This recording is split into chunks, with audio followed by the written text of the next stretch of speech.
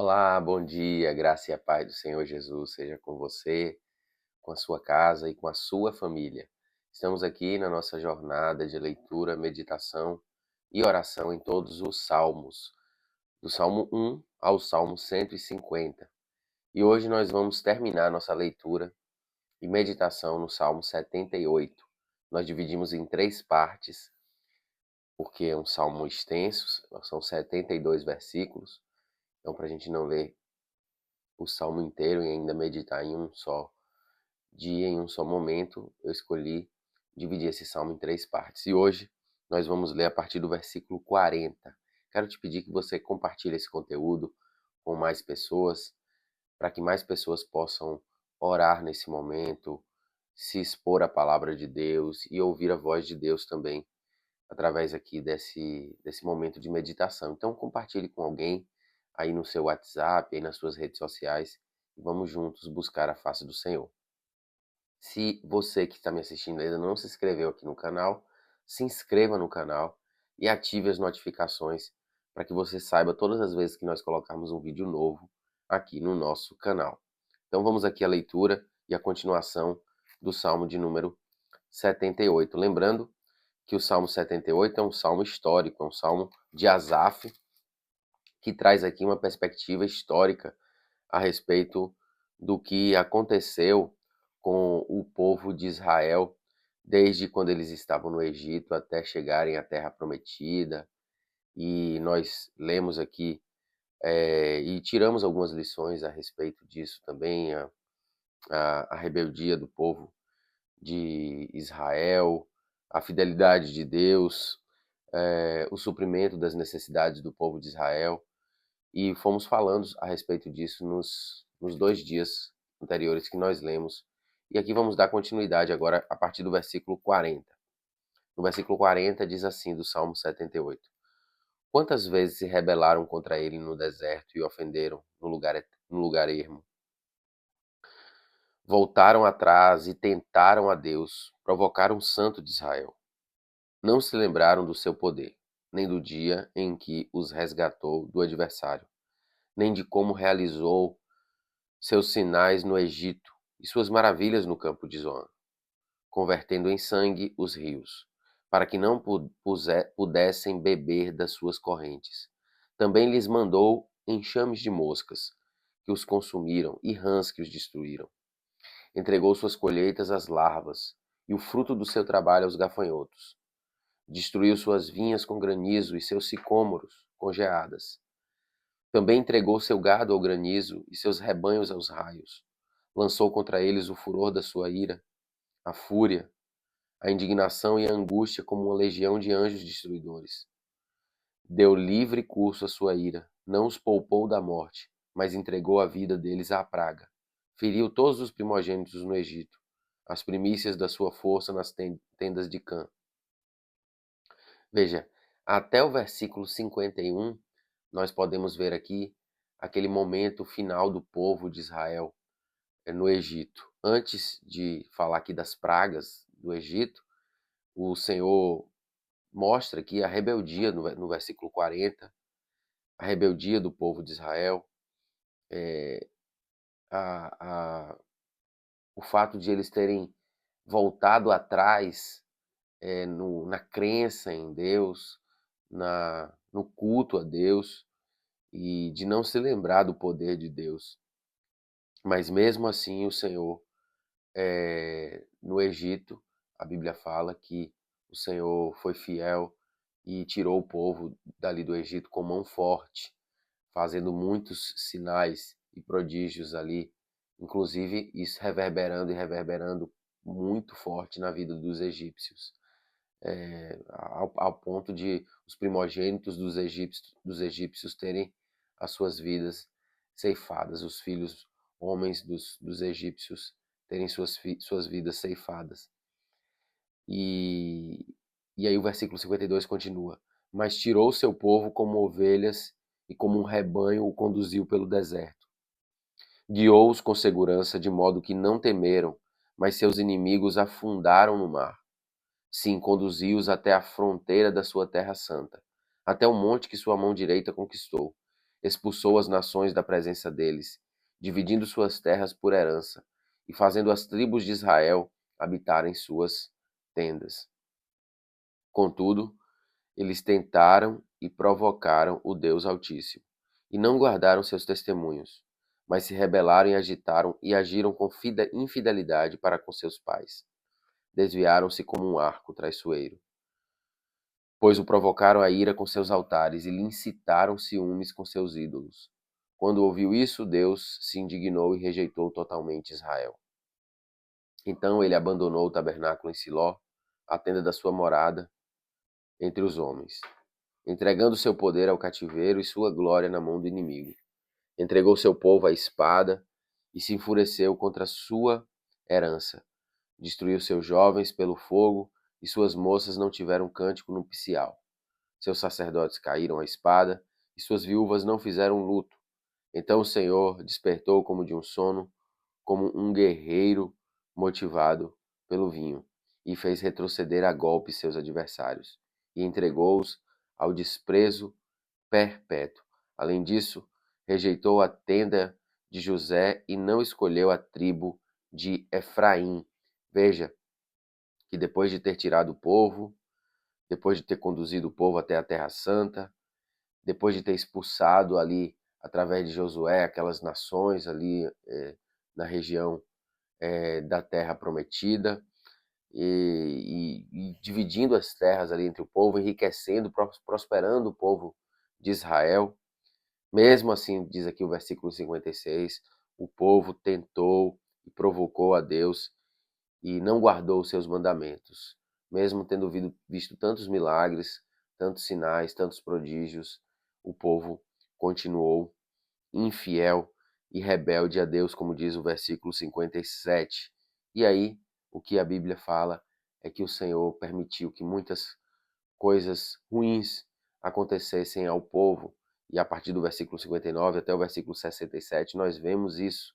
Deus permitindo que o povo fosse entregue à espada, Deus permitindo que guerras acontecessem, que destruições acontecessem ali no seio do povo de Israel. E nós conhecemos a história que vai desde a saída do povo do Egito até a consagração do primeiro rei de Israel, Saul.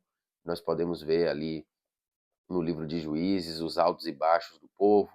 Deus levantava um juiz que buscava converter o povo aos caminhos do Senhor, mas o povo em algum momento ali até se convertia, mas depois o povo tinha recaídas sucessivas, e foi assim até que fosse levantado Saul. Mas mesmo com Saul, e o próprio Saul, a Bíblia diz que fez aquilo que desagradou a Deus, quando o Senhor pediu para que ele destruísse por completo os seus inimigos em guerra, e Saul ainda deixava ali alguns despojos e fazia aquilo que Deus queria pela metade, mas Deus não aceita que a sua vontade seja feita pela metade, porque Ele é Deus, Ele é o Senhor, Ele não é homem, Ele é o Senhor, é o nosso Deus, é aquele a quem nós devemos a honra, a glória, o louvor e a obediência.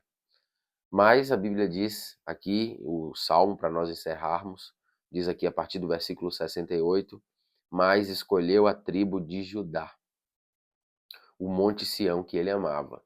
E aqui já é um prenúncio também do reino vindouro, do reino de Jesus, da manifestação futura de Jesus, que seria o meio pelo qual o povo poderia ser redimido. O povo é redimido através de Jesus Cristo. Não apenas o povo de Israel, mas nós. E nós somos redimidos através de Jesus.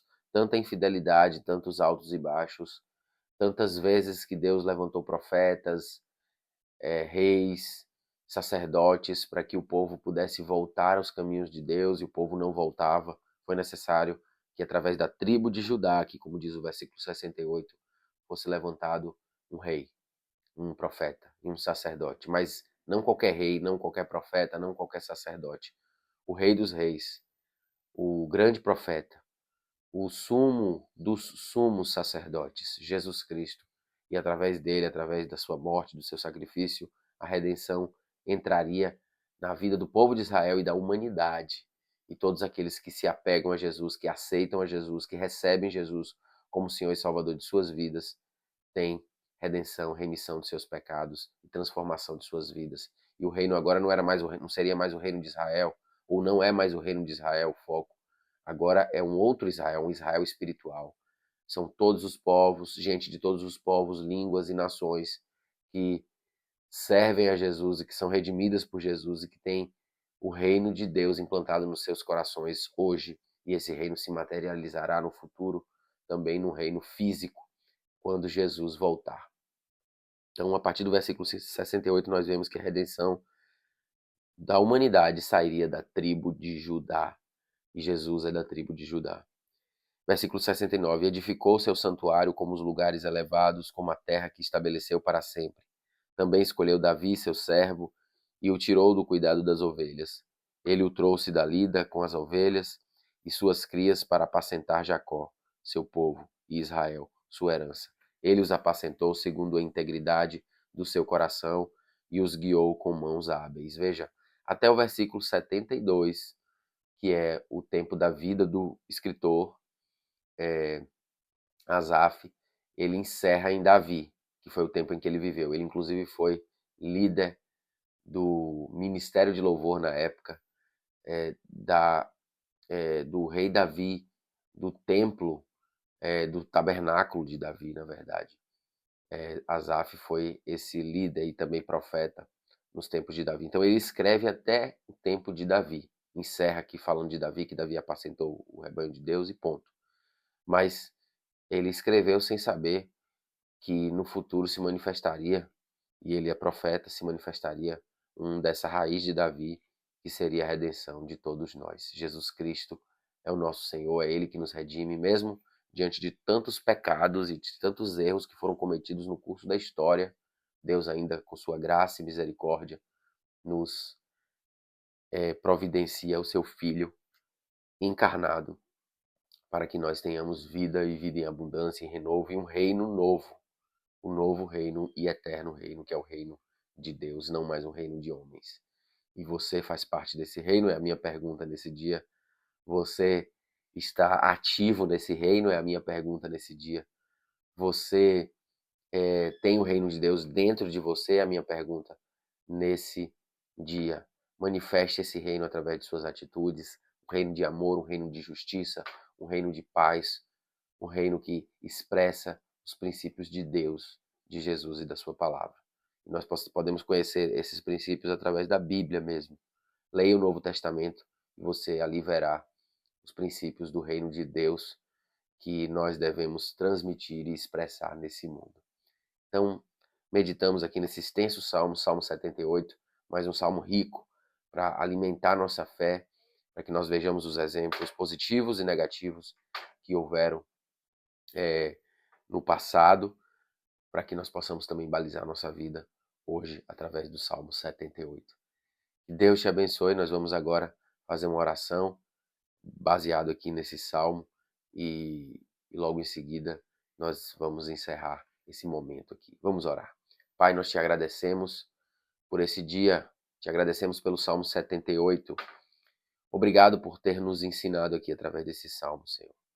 Por ter nos ensinado que o Senhor é um Deus grande, um Deus fiel, um Deus que volta atrás, um Deus que perdoa, um Deus compassivo, um Deus que, mesmo diante dos pecados, da infidelidade do povo, o Senhor permanece fiel, o Senhor permanece providenciando redenção, e a redenção tem o seu cume em Jesus Cristo, como nós podemos também observar aqui no Salmo 78, que da tribo de Judá viria a restituição, a redenção.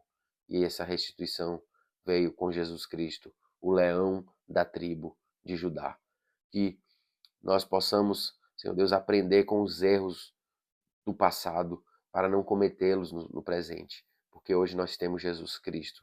Porque hoje nós temos acesso a essa salvação, a essa graça que nos conduz e que nos ajuda no erro, nos ajuda a superarmos o erro, nos ajuda a andarmos em santidade e retidão. E nós pedimos isso, que o Senhor nos ajude a andar em santidade e retidão. Nós pedimos que o Senhor nos ajude a sermos fiéis ao Senhor. Nós pedimos que os princípios do teu reino e que o reino de Deus esteja realmente nas nossas vidas e que nós vivamos de acordo com esses princípios, Senhor. Em nome de Jesus. Oramos também por aqueles que estão apresentando as suas demandas e necessidades, as suas demandas e necessidades espirituais, materiais, relacionais. Em nome de Jesus, supra essas necessidades que estão sendo apresentadas em oração. Aqueles também que oram por cura, que o Senhor possa curar. Aqueles que oram por libertação, que o Senhor possa libertar. Em nome de Jesus, nós oramos. Amém.